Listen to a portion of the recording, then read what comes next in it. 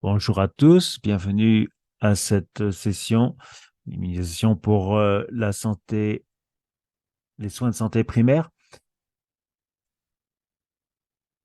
Je suis ravi d'accueillir nos orateurs d'aujourd'hui, nos intervenants.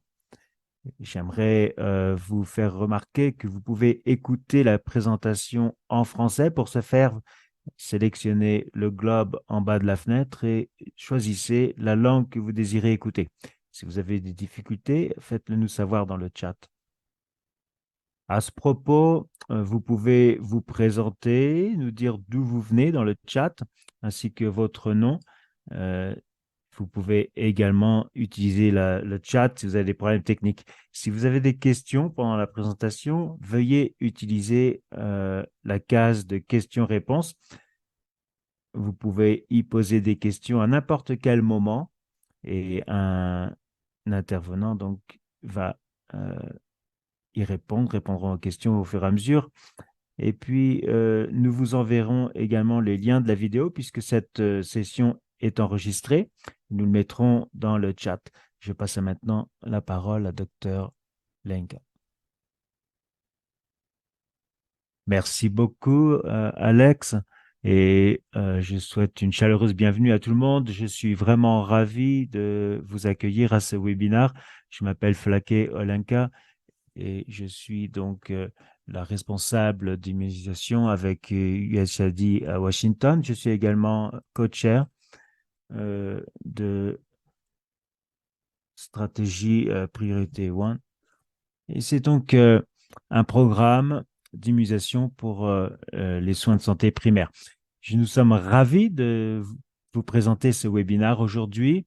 Nous avons euh, des intervenants formidables, notamment nos collègues du Libéria et du Pakistan, qui nous feront part de leurs expériences avec, en reliant donc euh, l'immunisation avec les stratégies d'immunisation au niveau national. Et donc, le, le but, bien sûr, est d'atteindre les enfants de zéro dose qui n'ont pas reçu de vaccin dans les communautés et les communautés éloignées également. Et donc, la focalisation est d'abord de renforcer des soins de santé primaires dans le cadre des efforts globaux. Il est essentiel donc de le faire pour atteindre une couverture étendue. Bien que des progrès prometteurs aient été réalisés dans le rattrapage de la vaccination en 2022, ainsi que la récupération des effets délétères de la pandémie de COVID-19, ben, il restait quand même plus de 20 millions d'enfants qui n'ont toujours pas reçu un ou plusieurs vaccins dans le cadre des services de vaccination de routine. Donc, pour rattraper ce retard et se remettre sur la bonne voie et atteindre ainsi les objectifs de l'agenda 2023 pour la vaccination, il faudra aligner et renforcer simultanément la vaccination et les soins de santé primaires. De plus, pour que les systèmes de santé soient résilients et prêts à gérer les futures menaces de pandémie, il faudra les renforcer de manière substantielle, efficace et axée sur la qualité, y compris en ce qui concerne les ressources humaines pour la santé. Une approche axée sur les soins de santé primaires est le moyen le plus rentable d'atteindre et de maintenir la santé publique universelle à mesure que de nouvelles menaces pour la santé publique apparaissent. De même, l'agenda 2030 pour la vaccination, une stratégie mondiale pour ne laisser personne de côté, fait des programmes de vaccination pour les soins de santé primaires et la santé publique universelle une priorité stratégique majeure. La, la vaccination est une composante essentielle des soins de santé primaires et offre un point d'entrée clair pour les efforts multisectoriels qui visent à renforcer les soins de santé primaires de manière plus générale.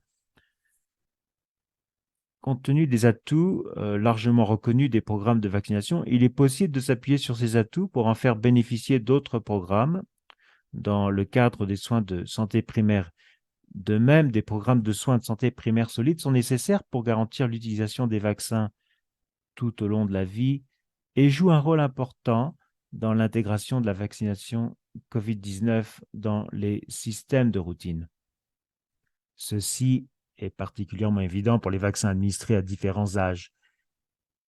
Les 14 leviers de la théorie du changement des soins de santé primaire de l'OMS-UNICEF constituent la base du cadre d'action pour les liens entre la vaccination et les soins de santé primaire. Et nous en parlerons aujourd'hui. Il peut aider les pays à utiliser les ressources sanitaires pour mettre en place une approche stratégique dans laquelle les efforts de vaccination renforcent les soins de santé primaire et, et que les stratégies de soins de santé primaire promeuvent la vaccination tout au long de la vie. Aujourd'hui, nous en apprendrons davantage sur le cadre d'action pour la vaccination et les soins de santé primaire et les moyens d'établir des liens entre les soins de santé primaire et stratégies nationales de vaccination.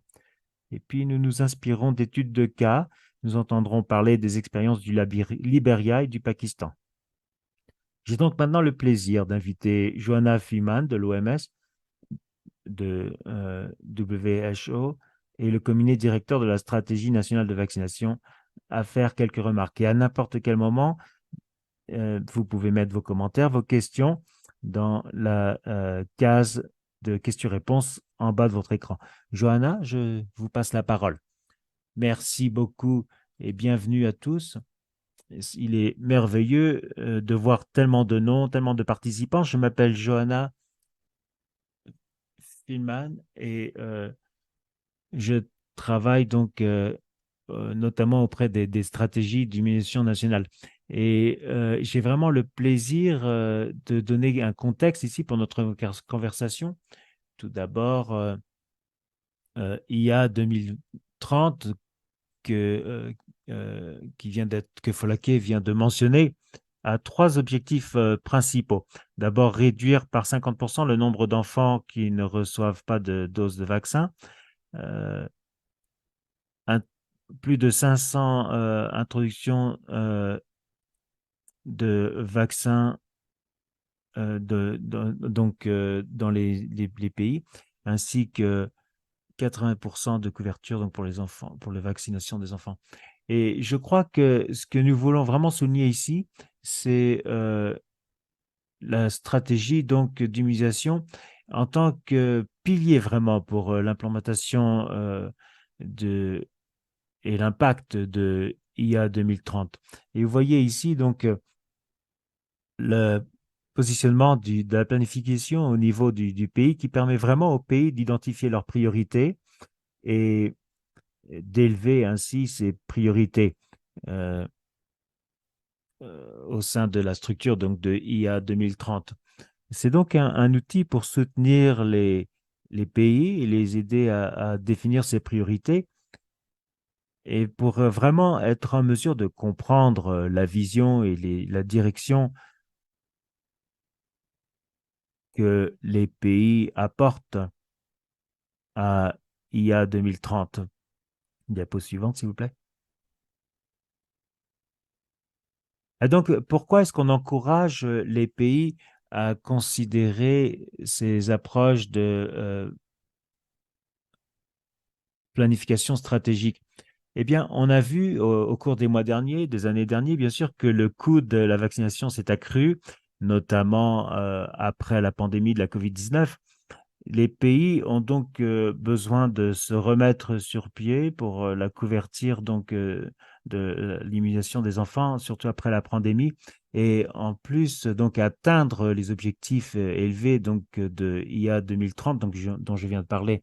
Et puis aussi, dans ce contexte que nous comprenons bien, il y a des crises économiques avec une pression fiscale et beaucoup de priorités qui entrent en jeu.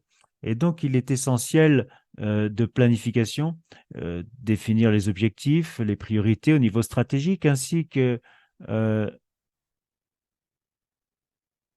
distribuer les ressources donc, pour atteindre les objectifs. Et donc, dans ce contexte, sur la diapo suivante, et ce sera d'ailleurs ma dernière diapo,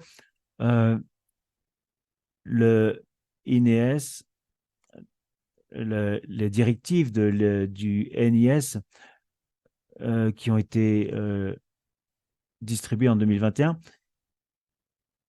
promouvoient donc des stratégies de planification pour soutenir les pays à définir leurs priorités dans les années suivantes, les années à venir. Donc, vous voyez sur cette diapositive essentiellement les principes globaux de NIS et aussi l'importance de la responsabilisation des pays pour définir ces stratégies dans un dialogue national et des approches qui soutiennent des dialogues et du financement, ce qui veut dire que les priorités et le plan, la planification sont réalistes parce qu'elles sont basées sur des ressources claires.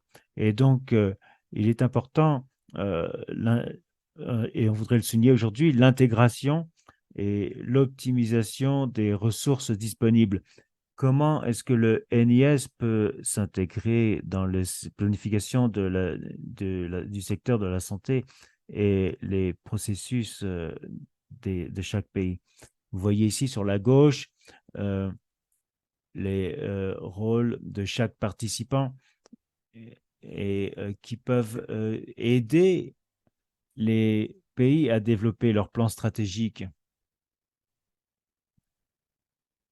Et donc, on souligne vraiment ici l'importance, le fait que le NIS se focalise sur la priorité d'immunisation, mais aussi dans un environnement plus global qui permet vraiment de s'aligner avec le secteur global de la santé et s'aligner avec les stratégies de la santé primaire. Et donc maintenant, je passe la parole à Folake encore. Merci beaucoup, Johanna. Nous sommes ravis de pouvoir maintenant écouter notre prochain intervenant, Tova Tempe. Merci beaucoup pour cette introduction formidable, Folake et Dr. Freeman. C'est vraiment un plaisir d'être avec vous aujourd'hui et pour donner un aperçu du cadre d'action donc de IA 2030. Diapo suivante, s'il vous plaît. Donc, les soins de santé primaire sont essentiels. IA 2030 reconnaît l'importance de s'aligner avec les soins de santé primaire, donc, et l'alignement des stratégies nationales de vaccination sur les objectifs d'IA 2030 est essentiel pour réussir. Un système de santé solide axé sur les soins de santé primaire peut améliorer l'efficacité et la portée des efforts de vaccination. On peut voir ici que ça permet, on peut donc aligner les objectifs, ce qui renforce en fait l'objectif des uns des autres. Et si on voit maintenant les trois composants de PHC, nous pouvons voir à quoi ils sont liés à l'immunisation et qu'ils sont et qu'on peut donc il y a un effet de multisectorialité, d'autonomisation et on peut intégrer donc tous les services. Diapo suivante, s'il vous plaît. Cette diapositive il montre euh, les changements et comment intégrer l'immunisation dans un cadre euh, qui peut donc donner de meilleurs résultats. Vous voyez ici sur la gauche les composants donc, qui peuvent être mis en action et comment donc intégrer ces composants dans la santé globale, les soins de santé globale et ce qui peut contribuer donc à de meilleurs résultats et réduire le fardeau des maladies.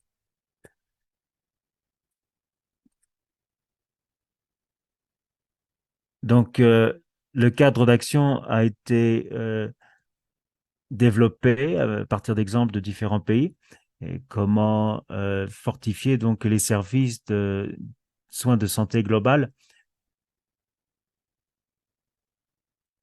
En adoptant ce cadre, les pays peuvent fortifier leur programme d'immunisation et travailler donc vers l'objectif global ou collectif de permettre à tous de recevoir la vaccination et les soins de santé. Le cadre met l'accent sur les soins primaires et les fonctions essentielles de santé publique. Cela peut permettre à chaque individu de recevoir un paquet ou la globalité des soins nécessaires et disponibles. Les stratégies d'immunisation nationale peuvent bénéficier de cette approche en s'assurant que euh, la vaccination fait partie d'un système qui fonctionne et qui se porte bien. Diapo suivante, s'il vous plaît. PHC encourage également la communication, la responsabilisation et la participation des personnes et des communautés.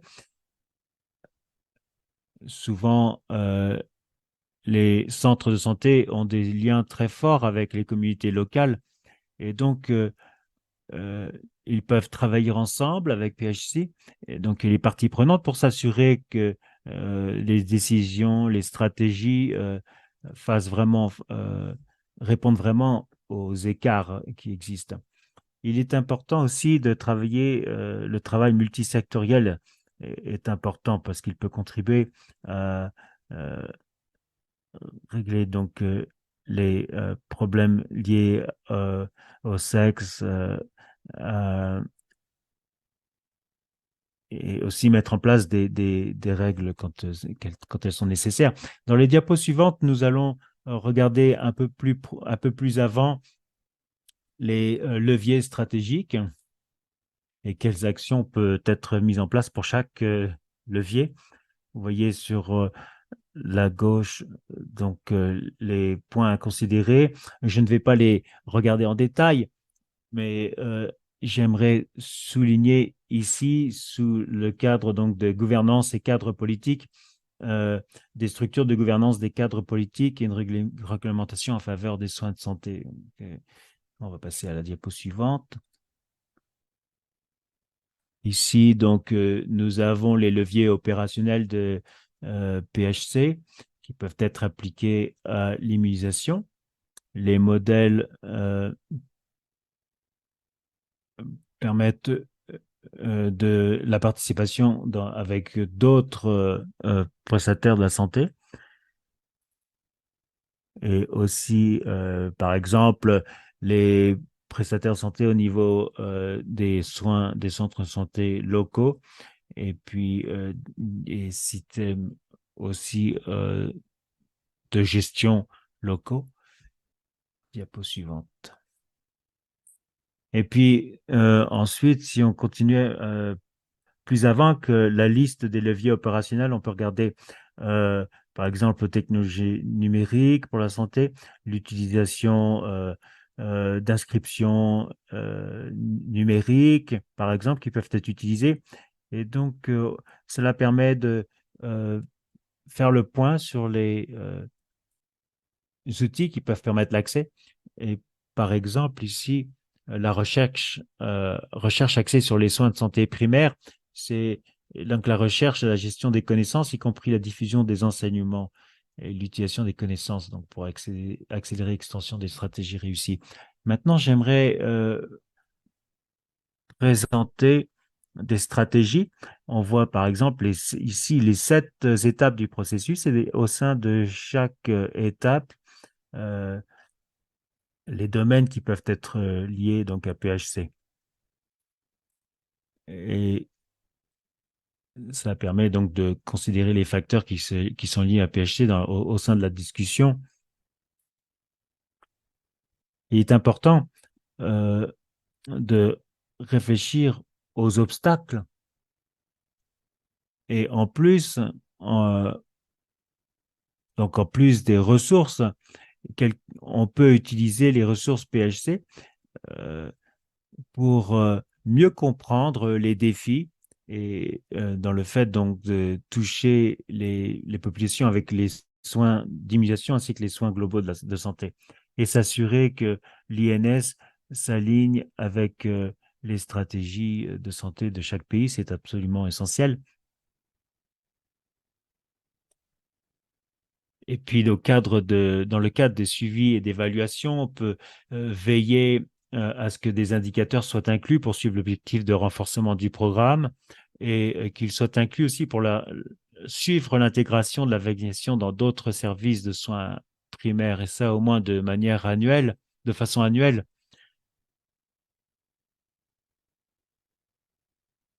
Maintenant, on peut regarder donc la cinquième étape, l'estimation des ressources, qui est une estimation des interventions liées au HPC et aux soins de santé primaires et des approches intégrées des soins de santé primaires.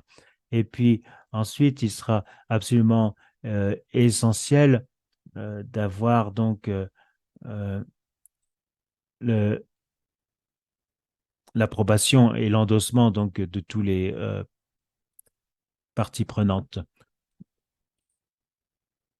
Donc, en résumé, le concept de renforcement mutuel entre la vaccination et les soins de santé primaires dans le cadre des stratégies nationales et de vaccination met en évidence le pouvoir de la synergie. Et en intégrant la vaccination dans le cadre plus large des soins de santé primaire, les pays peuvent optimiser leur système de soins de santé, améliorer la prestation des soins de santé et promouvoir la santé publique dans son ensemble. J'ai ici donné des liens, des ressources qui peuvent vous être utiles ainsi que aux parties prenantes alors que vous travaillez donc à vous intégrer avec les stratégies d'immunisation au niveau national. Je vous remercie pour votre attention et j'espère que vous pourrez apprendre des choses pour renforcer donc euh, les stratégies d'immunisation. Maintenant, nous allons passer à un passage de nos programmes interactifs. Nous avons quelques questions pour vous avec un questionnaire qui va apparaître à votre écrit, sur votre écran. Donc ici, premier questionnaire est euh, quand votre pays planifie-t-il de développer son prochain document de stratégie nationale lié à l'immunisation, euh, par exemple une stratégie nationale d'immunisation? Et la deuxième question, quel type d'engagement pouvez-vous faire sur comment vous allez utiliser l'immunisation pour PHC? Le cadre d'action pendant l'immunisation, les stratégies d'immunisation et planification dans votre lieu de travail. Donc, les réponses à la première question seraient mon pays est en train déjà de développer notre stratégie d'immunisation, ou mon pays planifie de développer notre prochain plan d'immunisation, où mon pays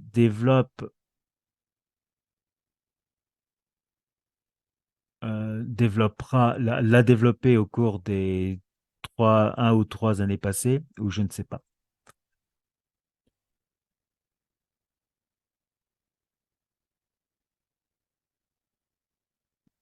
Donc, je regarde les commentaires là, les réponses que nous obtenons. J'ai l'impression qu'un tiers des pays a déjà développé leur NIS. Et puis, certains répondent qu'ils ne savent pas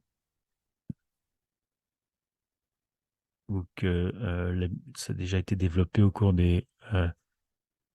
ce sera développé dans les 3 ans à venir, ou bien ça a déjà été développé au cours des 3 dernières années.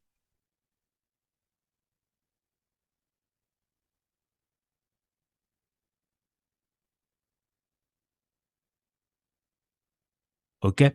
Euh, je crois qu'on va en passer maintenant à la deuxième question.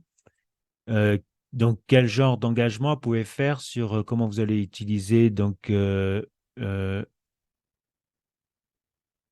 le cadre d'action donc de PHC pendant votre processus de planification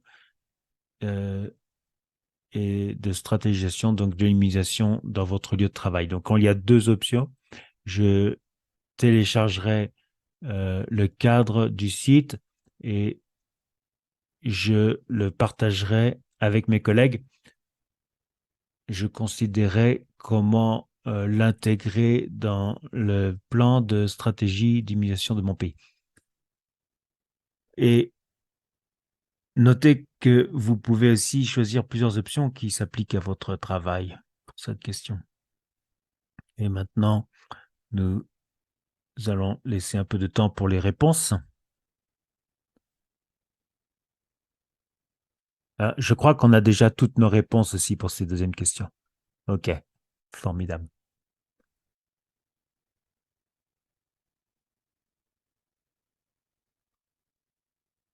Donc, la majorité a déjà développé leur NIS.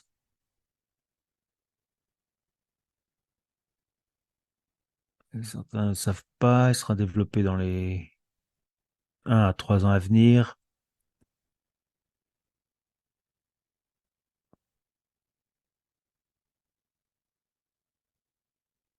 Maintenant, on passe à la deuxième question. On vous demande de vous engager aujourd'hui parce que, en fait, on sait que quand on s'engage, donc on est beaucoup plus à même de faire et de continuer. Donc, on vous encourage à continuer la conversation et à parler donc des stratégies, des cadres d'action dans votre lieu de travail.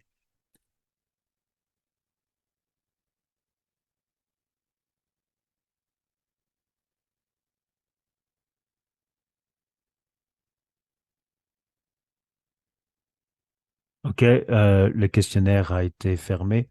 Et, peut-être qu'on peut maintenant passer euh, la parole à Dr Lola pour présenter les orateurs suivants. Ah ben, merci beaucoup. Merci beaucoup pour euh, l'aperçu que Tova nous a donné.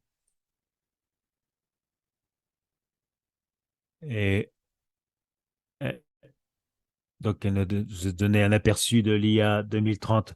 Nous allons maintenant écouter Dr Clark, Adolphus Troncon Clark. Et puis ensuite, nous entendrons Dr Mohamed Kassis, qui est directeur pour le Centre d'immunisation du Pakistan. Il parlera de comment l'immunisation est intégrée avec les stratégies nationales de soins primaires et comment ça a amélioré la couverture d'immunisation au Pakistan. Et nous espérons que cela vous donnera des idées de comment intégrer l'immunisation aux stratégies globales de santé primaire. Donc, on commence avec Dr Clark du Liberia. Merci, merci, bonjour, bonsoir à tous et merci pour cette occasion de passer ce moment avec vous. Diapo suivante, s'il vous plaît. Et donc, d'abord, j'aimerais dire que euh, nous sommes donc intégrés aux stratégies d'immunisation nationales avec des objectifs pour de 2023 à 2027.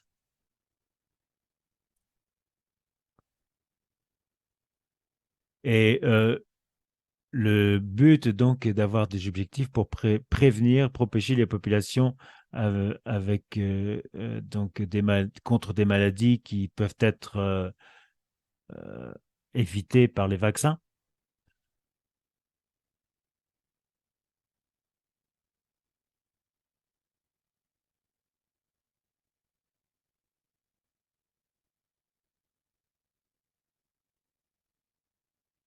Et puis, nous le voyons aussi comme une occasion de réduire donc les opportunités manquées en liant les services d'immunisation aux services de santé globale.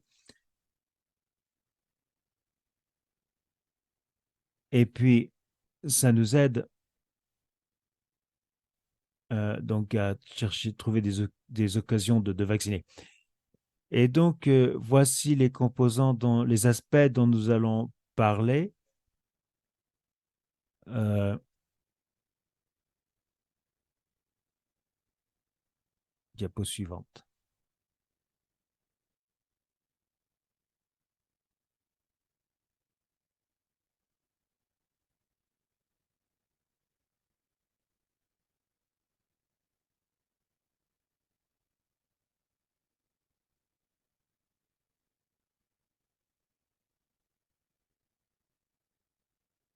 Et donc, nous, pour fortifier donc les soins de santé et l'immunisation au niveau national, nous investissons dans l'amélioration des services d'immunisation. Donc, il s'agit ici de, donc, par exemple, des prestataires de santé, euh, la euh, chaîne de fourniture, la gestion logistique, etc. Diapo suivante. Donc, il est important de coordonner, de collaborer euh, pour s'assurer il faut donc s'assurer que nous avons l'engagement de chacun. euh, et donc, nous avons un comité de planification, de coordination, et qui nous donne l'occasion donc discuter des problèmes liés à la santé et de mettre au point, de décider de plans d'action ensemble. Et ça nous donne ainsi un lieu dans lequel nous pouvons discuter des stratégies. Diapo suivante. Diapo suivante, s'il vous plaît. Alors, et en ce qui concerne donc les systèmes d'information de la santé, euh, nous recevons les données d'immunisation euh, et que nous centralisons ces données. Nous avons euh, des outils donc pour vérifier les données. Et nous avons aussi un plan d'amélioration de la qualité des données que nous recevons. Et nous avons un registre numérique pour l'immunisation que nous appelons le Ngatia Digital Solution. Et diapo suivante. Et donc, en ce qui concerne l'engagement et la demande, euh, nous, nous, donc, encourageons l'engagement et la mobilisation des communautés pour améliorer la couverture d'immunisation, ainsi que nous avons eu des campagnes euh, qui permettait donc de mettre les gens au courant donc et surtout de faire face aux hésitations liées à l'immunisation.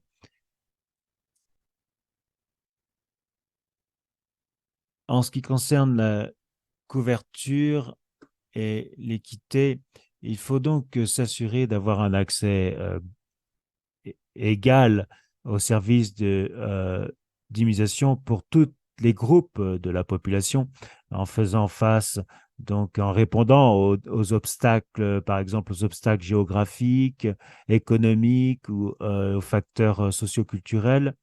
Et diapo suivante, s'il vous plaît. Et donc, il faut dire que nos efforts ont été flexibles, adaptifs, et ce qui était très important donc pour pouvoir répondre rapidement aux besoins changeants de santé publique et aux urgences, ainsi qu'adapter nos stratégies d'immunisation selon les données épidémiologiques. Et nous sommes maintenant dans le processus d'établir une nouvelle stratégie pour transitionner euh, vers des services de ressources domestiques.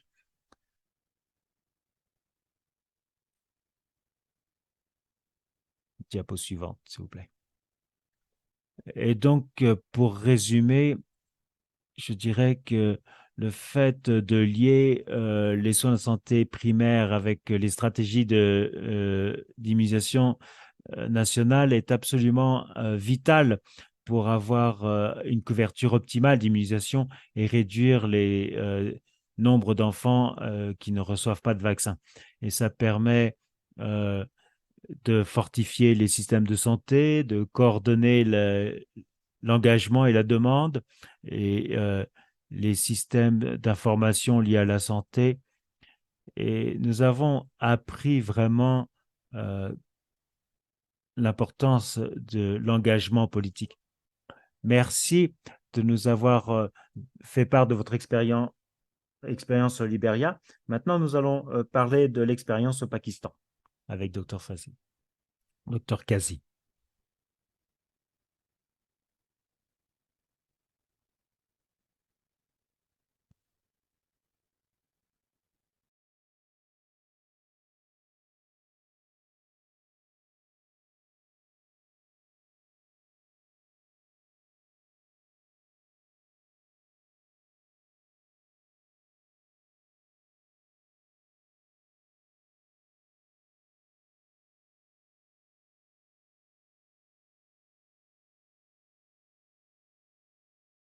Est-ce que Dr. Kazi est avec nous?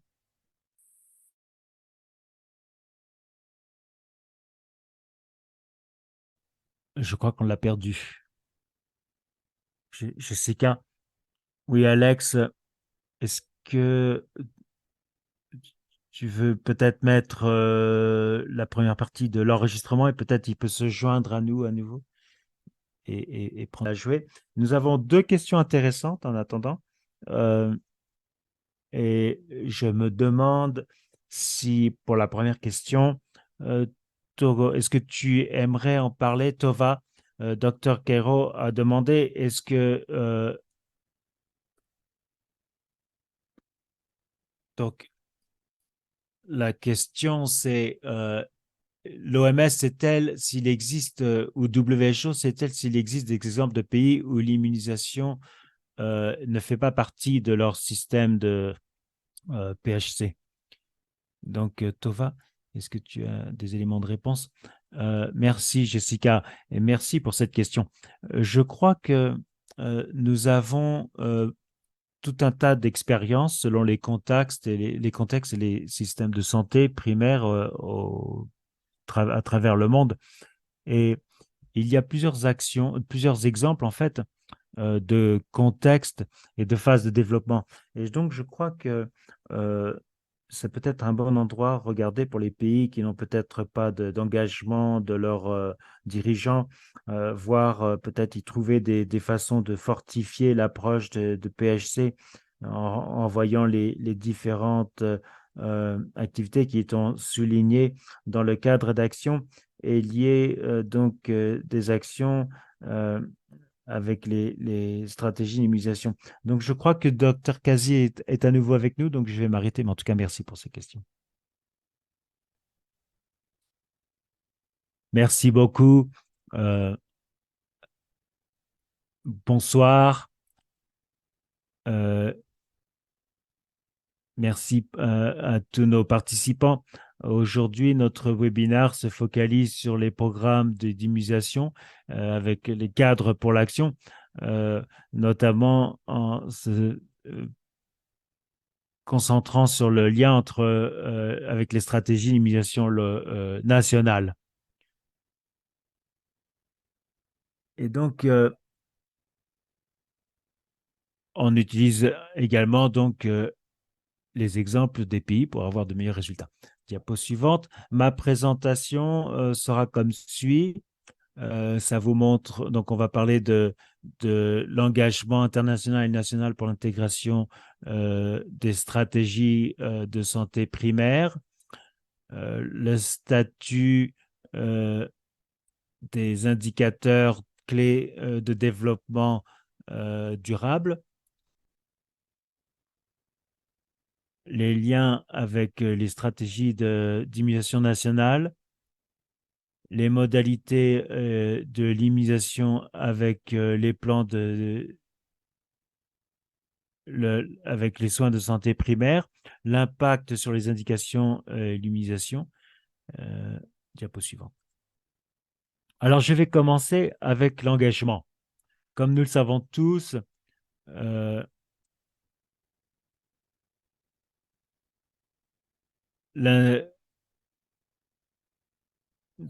l'intégration donc des stratégies de santé globale pour atteindre la couverture de santé universelle nous a permis de prévenir certaines euh, maladies et en ne laissant personne derrière et en utilisant les vaccins existants ou nouveaux vaccins et aussi en contribuant donc à la couverture d'immunisation globale. Le pays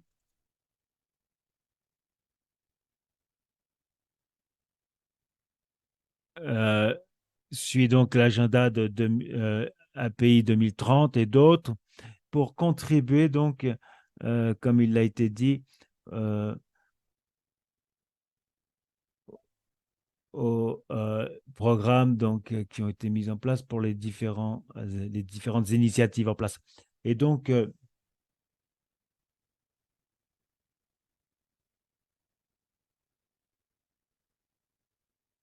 intégrer donc, les pays avec le soins de santé primaire permet donc d'avoir un programme de couverture beaucoup plus efficace.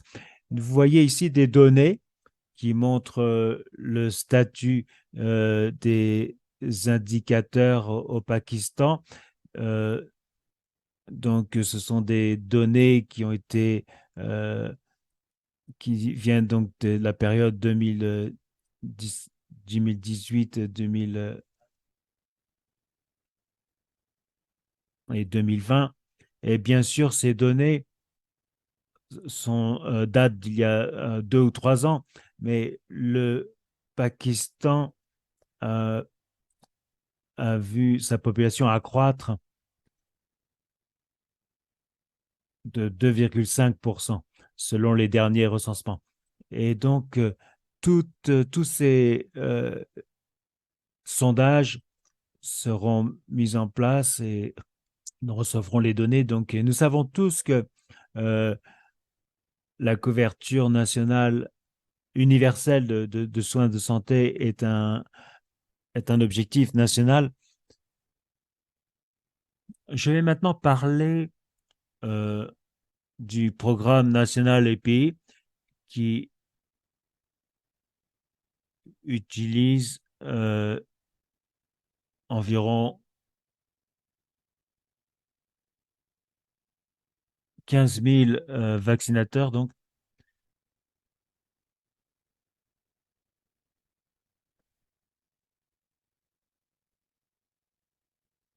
et donc, le but est d'éviter, donc de réduire les maladies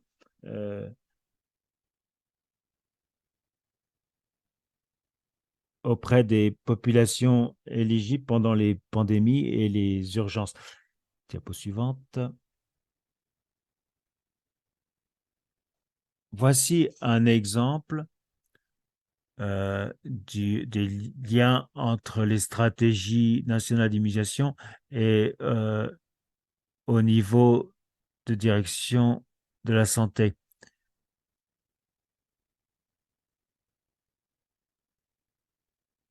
Il est important de mettre en place des changements de stratégie et donc les donneurs, les partenaires euh, peuvent coordonner pour la mobilisation efficace des ressources, l'échange des informations, de l'expertise technique.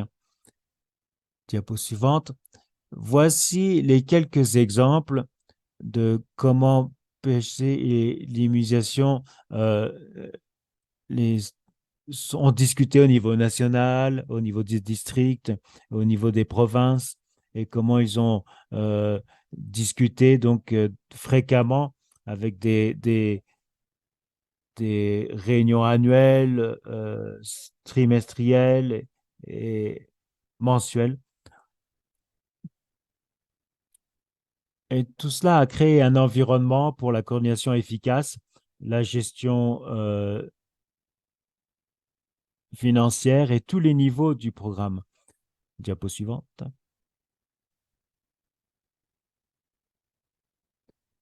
Voici donc les liens PHC euh, avec les stratégies d'immunisation au niveau de services de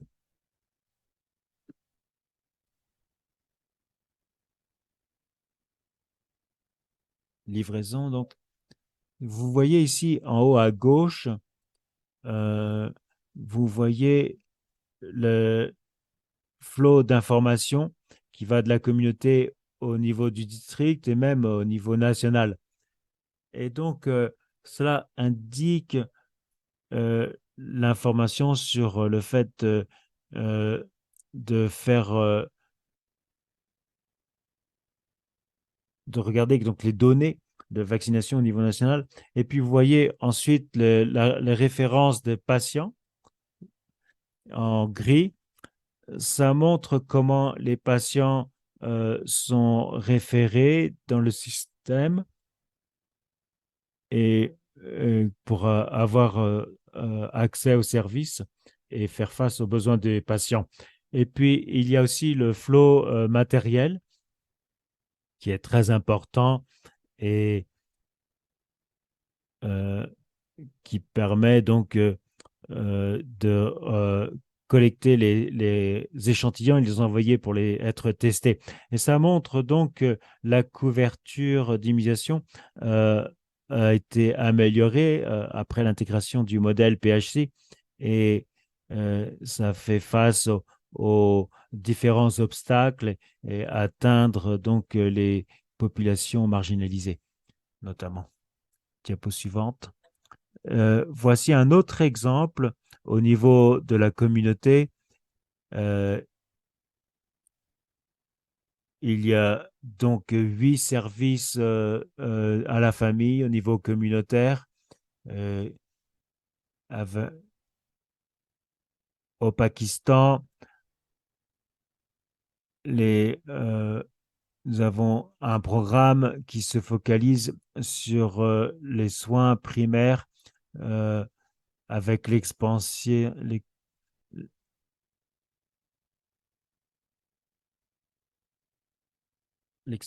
donc des travailleurs de la santé qui, qui a permis donc d'atteindre les communautés qui jusque-là ne recevaient pas de services.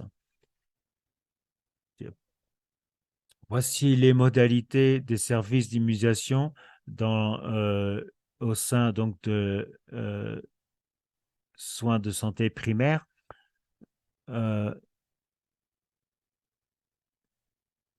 Personne ne devrait rester de côté ou même des personnes qui ont des difficultés financières peuvent recevoir les services. Et puis, nous avons mis à jour les centres de santé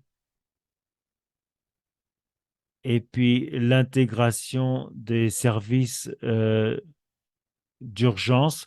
Nous avons par exemple euh, l'exemple de la vaccination pour la COVID-19 euh, et aussi l'initiative qui permet donc d'atteindre les populations éloignées et faire face aux différents désastres naturels. Diapo suivante. Voici donc l'impact sur les indicateurs de l'immunisation euh, du fait donc de l'intégration. Euh, et si vous voyez ici le tableau, le nombre de zéro dose au Pakistan est resté assez constant de 2019 à 2022. Euh, il est réduit un petit peu, donc il y a une meilleure couverture. Et aussi, pendant la pandémie de 2019, euh, ces pourcentages ont diminué légèrement euh, grâce donc à l'intégration. Et puis, nous avons donc ces données donc ont été vérifiées donc avec un sondage lié à l'immunisation en 2022. Diapo suivante. Voici donc une carte de chaleur. Et ça montre qu'il y a une amélioration en 2023 si on compare 2019 à 2023. Diapo suivante. Voici nos plans pour améliorer donc le lien de la santé, soins de santé primaire avec l'immunisation. Euh, on y voit donc les objectifs et les activités en cours, les objectifs dont j'ai parlé. Diapo suivante. Donc, c'est très important, c'est-à-dire le soutien, le réseau de soutien national et pays, parce qu'on ne pourrait pas atteindre nos objectifs sans ce réseau, car il nous a permis de mettre en place des services de qualité et d'atteindre nos objectifs euh, avec donc le soutien de partenaires et l'engagement politique. Merci beaucoup. Merci beaucoup, Dr. Kazi. Et nous allons maintenant passer à la session questions-réponses. La première question est pour le Liberia.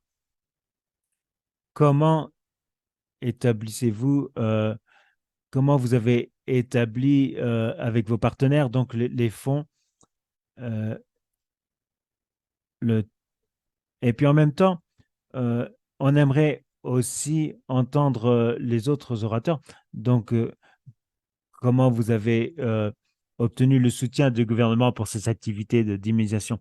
Donc, si vous pouvez nous donner un petit aperçu de tout cela. On va commencer avec le Liberia. Merci, oui. Merci, docteur.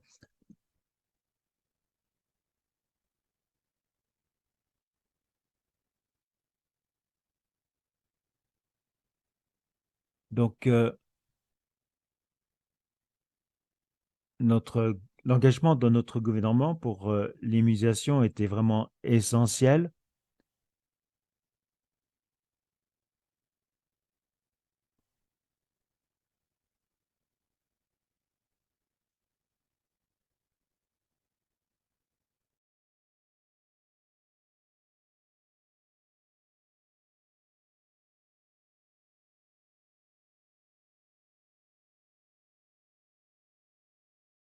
Donc, nous avons mis en place un forum qui nous permet de nous assurer que l'immunisation euh, euh, soit mise en place et que nous ayons le soutien nécessaire. Euh, Nous avons donc ce forum nous permet de voir quels sont les défis, comment l'immunisation progresse. Et c'est un peu euh, comme ça que nous sommes passés de 50 000 à 1 million en quelques années. En ce qui concerne euh, le programme d'immunisation au niveau national, il faut reconnaître le fait que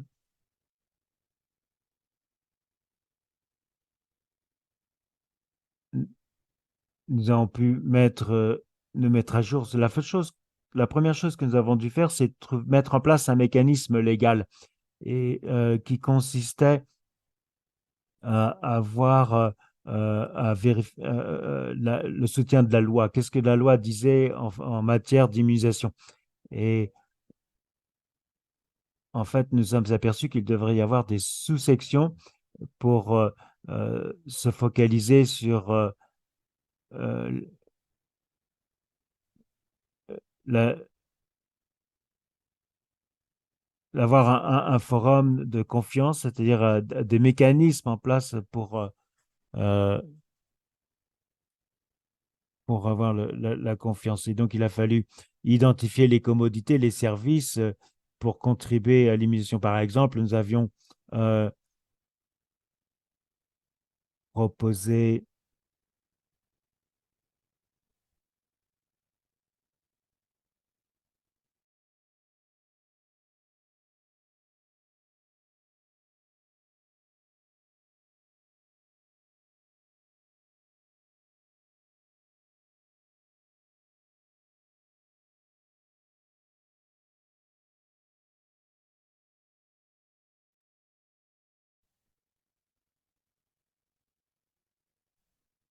Et donc, nous avons pu, grâce à ce cadre d'action, nous avons pu donc faire face aux difficultés.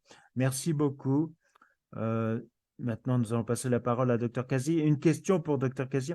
Comment vous avez aimé, vous pouvez répondre à la question de savoir comment vous avez mis en place une stratégie au niveau national et puis aussi pour Dr Adolphos, quelle a été la réponse que vous avez à tiens. Est-ce que vous pouvez peut-être répondre rapidement par écrit parce qu'on a presque plus de temps. Euh, Vous avez parlé donc du fonds de euh, comment Docteur Kazi, quelle était la stratégie développée au Pakistan? Vous pouvez répondre rapidement parce qu'on n'a plus beaucoup de temps. Est-ce que vous entendez? Docteur Kazi, vous êtes là? Allô? Oui, merci. En fait, je suis en train de rédiger ma réponse. Ok, merci.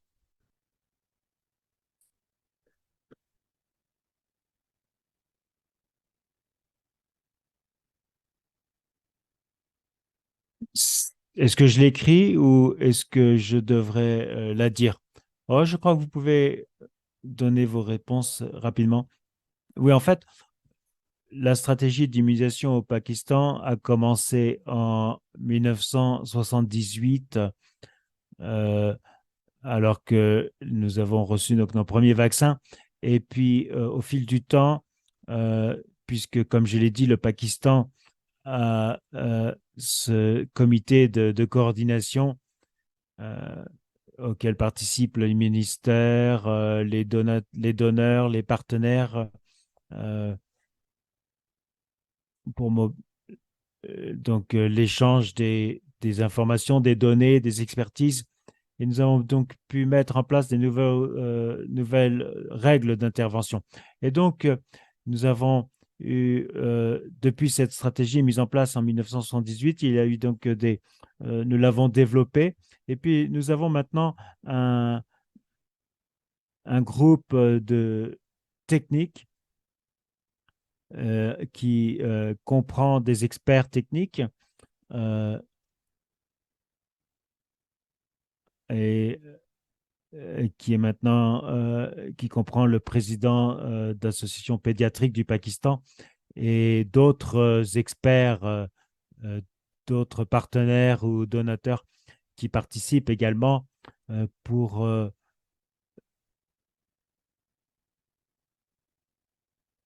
qui aident donc au développement de, de, de, de règles. Et donc, on met à jour nos règlements au fur et à mesure. Et donc, merci beaucoup, Docteur Adolphos. Une question pour vous. Quelle a été la réponse à aux différents corps de santé? En fait, j'ai déjà répondu dans le chat et je dis qu'en fait, ça a été très productif.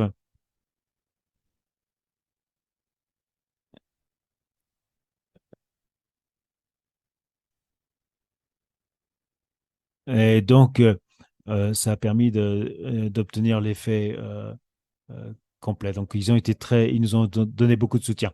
La dernière question, euh, non, je crois que c'est tout. En fait, on est arrivé au bout. Donc, merci à tous les intervenants d'avoir fait part de leurs expériences, à notre audience formidable. Et puis, nous avons mis un lien dans le chat euh, pour euh, vers la vidéo et j'espère que vous pourrez la partager avec vos collègues et vous faites tous partie du mouvement qui permet de fortifier les programmes d'immunisation. Euh, et j'aimerais également vous rappeler que les diapos vous seront envoyés. Et je voudrais encore remercier tout le monde d'avoir participé. Merci. Jessica, est-ce que tu voulais ajouter quelque chose? Non, je crois que vous avez tout dit. Merci à tous ceux qui ont participé aujourd'hui et merci à tous nos intervenants. Et vous allez recevoir le lien et l'enregistrement du webinaire. Alex, je vous repasse la parole. Merci beaucoup. Donc, on a tout dit. Nous allons vous envoyer le lien de la vidéo et des diapositives. L'enregistrement sera disponible en anglais et en français. Vous pourrez le partager. Merci à tous. Nous avons une présentation bien utile. Euh, si quelqu'un veut ajouter des mots de fin, docteur Flecky ou quelqu'un, non? Non, merci, merci à tous. D'accord, merci beaucoup. Passez une bonne fin de journée. Pour ceux d'entre vous qui commencez la journée aux États-Unis, passez une bonne journée. Et pour vous autres, au Pakistan et plus à l'Est, passez une bonne soirée. Au revoir. Au revoir, merci. Merci beaucoup.